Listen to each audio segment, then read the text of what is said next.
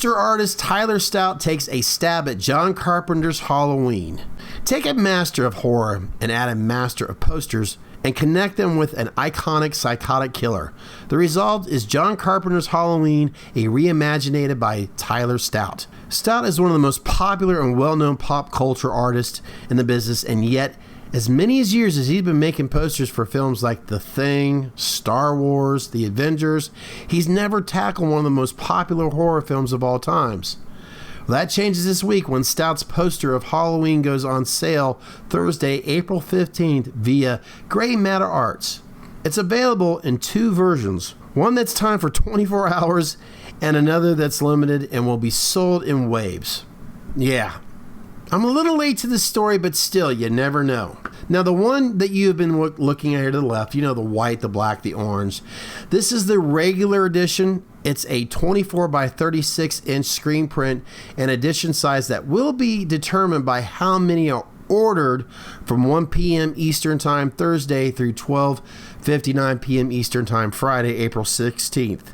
And it costs $65. Only $65. And the reason why I say only $65, and I haven't bothered going over on eBay yet, but there's a very good chance if you studied the information and you were fortunate enough to buy one for $65 or possibly two, you know as well as I do.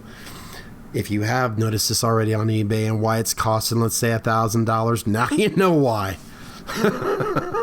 And now the one that you've been looking at on the right, yes, that white, the black, and the tan one, this is a variant one that's also at 24 by 36 inch screen print, but it's a limited edition one. This one's limited at 450 copies, and it's going to go on sale at a random time across the 24-hour sale. That was announced on Twitter from Gray Matter Art, and this one's costing only at $110. The reason why I'm saying only 10 is, well, for the same applies to on eBay. Now, as I've been looking at this poster print, it doesn't matter, the orange or the tan, whatever you want to call it.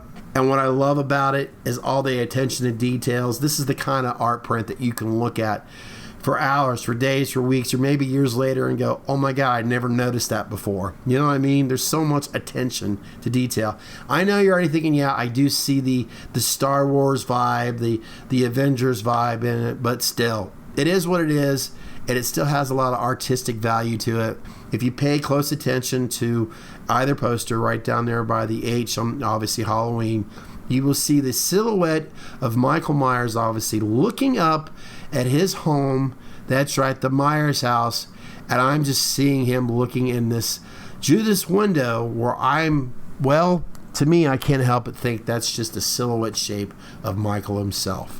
Sorry I didn't get this information out to you earlier, but still, someone from Gray Art Matter, you never know, they may contact you from either their Twitter or Instagram by you DMing. Years ago, I was hearing speculations and rumors of, hey, did you hear that there's talks of a reboot of The Exorcist? Why? That film was already ahead of its time back in the day. What, 72? 74? 73, yeah. It was ahead of its time. It was one of the most horrifying. How many movies have you heard of today that's being released, including reboots, where people are walking out of the theater petrified, going to the closest church, throwing up? Hell, my mother told me the horror stories, even what she experienced when it came out back then. She's not a big horror fan, but there's one film she will absolutely refuse. Even when there's a teaser of a commercial or something that pops up of Linda Blair's Possessed, and it's creepy as hell looking, I will admit. To this day, I'm still... but she's like, no, she'll do that. Petrified. And there's other people that I know of my mother's age that have felt that way about The Exorcist. Many years later, past my time, there's kids that laugh at it. I myself begged to watch that film. I didn't get to see it until years later. This was after I'd seen Halloween. This is after I'd seen Jaws. I think it was on HBO. And my mother said, okay, I'll let you watch it, but you have to promise me that you're not going to start crawling in my bed every night. I promised her. I swear to you I won't do it. I can handle it. Me and my cousin Johnny sat down and watched that film and Both of us were petrified. To sum it up, I slept with my mom for like 2 months from what I was told. Seriously, that film, it truly was ahead of its time. From the sound, the lighting. I mean, hell, the actors, as we all know, went through hell when it came to creating that film. I just don't understand why you want to touch it. Why bother? Oh, I know that. Apparently you think the production, Blumhouse, and Dave, you think you could do something with it?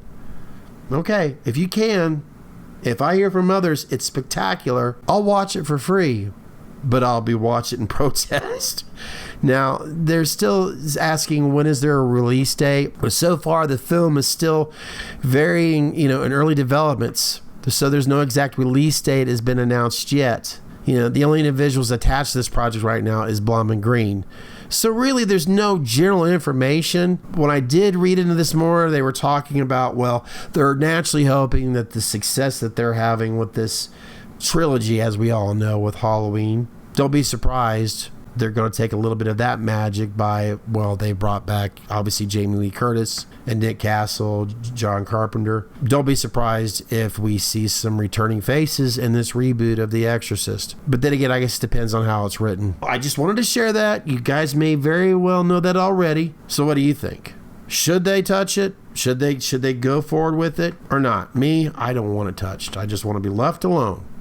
I mean, at least Blumhouse has enough respect to reach, to treat 1978, and so does David Gordon Green with a lot of respect. Okay, I get that. So we're going maybe they'll do the same thing with The Exorcist, but right now I say just leave it alone.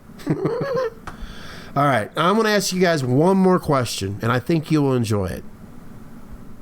Most people would agree that John Carpenter's Halloween is a legitimate masterpiece, long before anyone was scared of Elm Street or Crystal Lake. The film basically invented the slasher genre. And while it's easy to say how great it is, it's harder to watch the film and point out exactly why that is. Thankfully, almost every single frame of Halloween backs up its greatness. Carpenter's film is simply, well, let's just put it this way, it's built to terrify you by showing you as little as possible. It's way more like Jaws than it is Jason or Freddy. Most movies start with some silence or simple music over the opening credits, but Halloween, no, it goes a step further than that. The instant the movie starts, Carpenter's now iconic score starts building. It starts drilling into your head.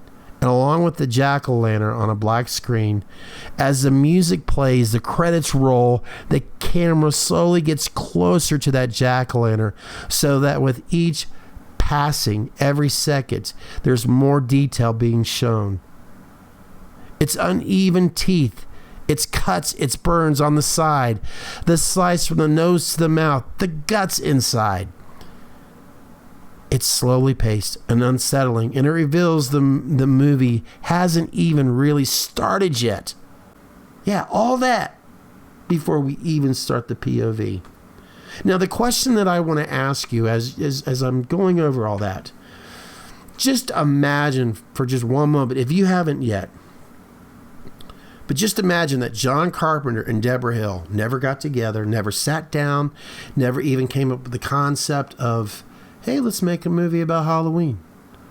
Well, not about Halloween, but, let's create a film, a horror, scary film, where we have this stalker, this shape going after some babysitters. You know the story, right? You know the backstory about it all, but simply just trying to imagine that those two never even met, never even sat down and wrote a script about, as we know, 1978 John Carpenter's Halloween. Now, for all of you Friday the 13th fans out there, seriously, try to imagine Halloween never existing. Do you think Sean Cunningham would have created Friday the 13th? I mean, there's a possibility, yeah. But I'm sure a lot of you know that John Carpenter made it very clear that Halloween, John Carpenter's Halloween, Michael Myers, it was an inspiration to him. Sure, it's great to have inspirations. I love that. Nightmare on Elm Street, Wes Craven. Yes, the late and great Wes Craven. And yes, the late, great Debra Hill. May they both rest in peace. Debra Hill was a huge factor in that. You know that, I know that, but a lot of 18-year-olds that are just now getting into it, they're not hearing about her as much. Ask your parents or your brothers, your sister, or some cousins about Debra Hill. You'll catch up real quick. If you love Halloween, you realize she was a pretty cool lady, and she was a huge importance to Halloween, no doubt about it. But anyways, just imagine all that. And Wes Craven, you know, obviously sorry, I got interrupted thinking about Debra Hill.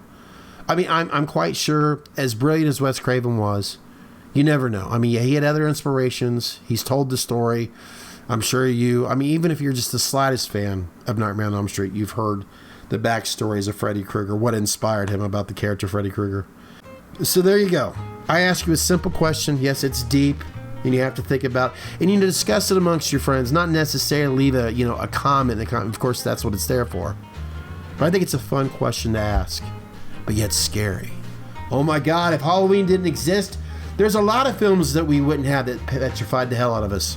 That's a good possibility. You never know. Lord knows we wouldn't be fighting over that white mask so much. That's for damn sure.